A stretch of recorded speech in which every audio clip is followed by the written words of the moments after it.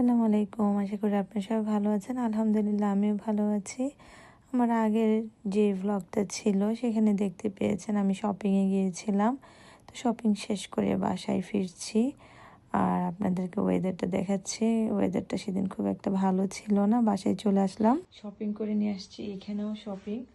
এগুলো অ্যাকচুয়ালি আমি গুছাবো আর দেখাবো। এই যে এখন সবকিছু এলোমেলো হয়ে আছে।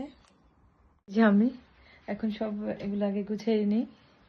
সবকিছু গুছিয়ে দেন আমি আপনাদের সাথে শেয়ার করব কি শপিং করলাম আর কি রান্না করব আজকে। এই যে ঘর গুছানো হয়ে গেল।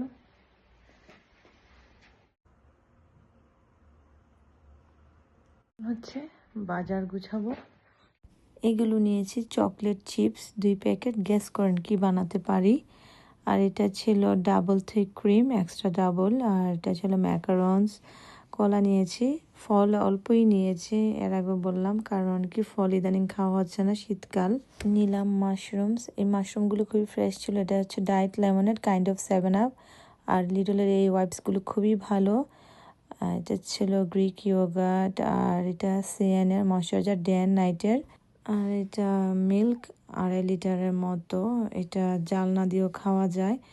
আর এটা অক্টোপাস। আমি পালঙ্কিতে খেয়েছিলাম, আমি ট্রাই করবো সেরকমভাবে রান্না করতে। আর ভেজিটেবলস ফ্রোজেন। আর এগুলো হচ্ছে এশিয়ান দোকানের শপিং।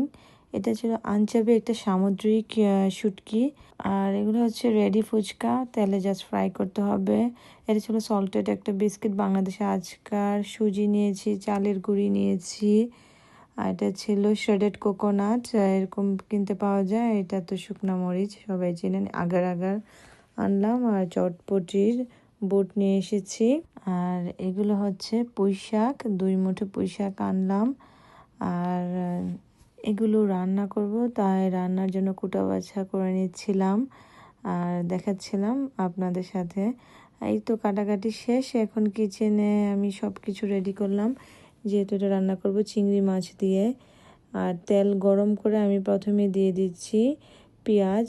এখন আমি এতে দিয়ে দেব লবণ 1 টেবিল চামচের মতো, এটা স্বাদ অনুযায়ী। আর দিয়ে দিলাম 2 টেবিল চামচ রসুন বাটা, 1 টেবিল চামচ আদা বাটা। সবকিছু খুব ভালো করে মিক্স করে এদিকে আমি আবার কিছু গুছিয়ে নিচ্ছি। আমার কাছে কিচেনে এলোমেলো থাকলে একদমই ভালো লাগে না। তো আমি রান্নার সুযোগে সুযোগে একটু গুছিয়ে নিই। চুলার আঁচ কিন্তু আমি লো টু মিডিয়ামে রাখি। তখন দিয়ে দিচ্ছি 1 চা চামচ ধনিয়ার গুঁড়া, আধা চা চামচ জিরা গুঁড়া, আধা চা চামচ হলুদের গুঁড়া, আধা চা চামচ মরিচের গুঁড়া। শুধু ধনিয়াটা একটু বেশি দিয়েছি, কারণ ধনিয়া তো সবজির সাথে যায় তাই।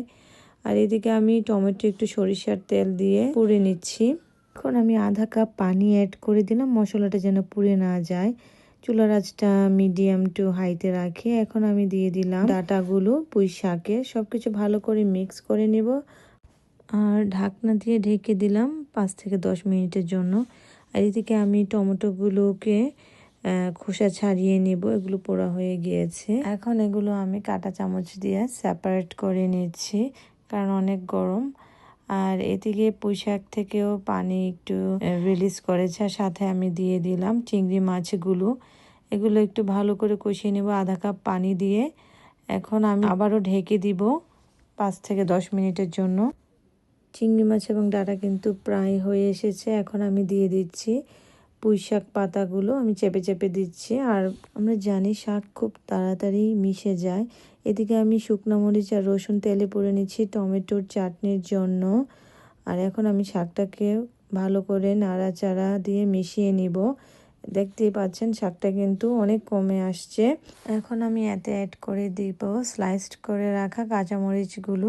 এদিকে শুকনো মরিচ পোড়া হয়ে গেছে এবং রসুন, এগুলো উঠিয়ে নিলাম। এখন এগুলোকে লবণ দিয়ে ভালো করে কুচলিয়ে আমি এই টমেটোর সাথে মিশিয়ে নেব।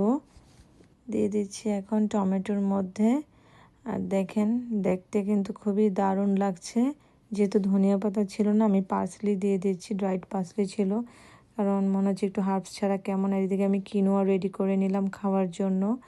আর ফ্রাই প্যানে দিয়ে দিচ্ছি তেল আর রসুন, কারণ পুঁই শাকটা আমি মনে করলাম যে একটু রসুন দিয়ে বাগার দিলে খেতে ভালো লাগবে। আর সব কিছু কিন্তু অ্যাকচুয়ালি আমার আম্মু বলেছে, আর এইভাবে আমি রান্নাটা করেছি রসুন দিয়ে বাগার দিয়ে। এখন আমি এটাকে পরিবেশন করে নিচ্ছি। তারপর হচ্ছে আমি সব কিছু টেবিলে নিয়ে যাই আর এরকমভাবে পরিবেশন করি। আমি অ্যাকচুয়ালি খাওয়া শুরু করে দিয়েছি, ভিডিও করতে মন ছিল না, তো এই যে দেখুন আমি খাচ্ছি। এত ক্ষুধা লাগছে, সারাদিন পরে খাচ্ছি তো এই জন্য। তো আর আজকে খাওয়ার না দেখাই, সবাই ভালো থাকবেন। আজকের মধ্যে এখানেই, আল্লাহ হাফেজ।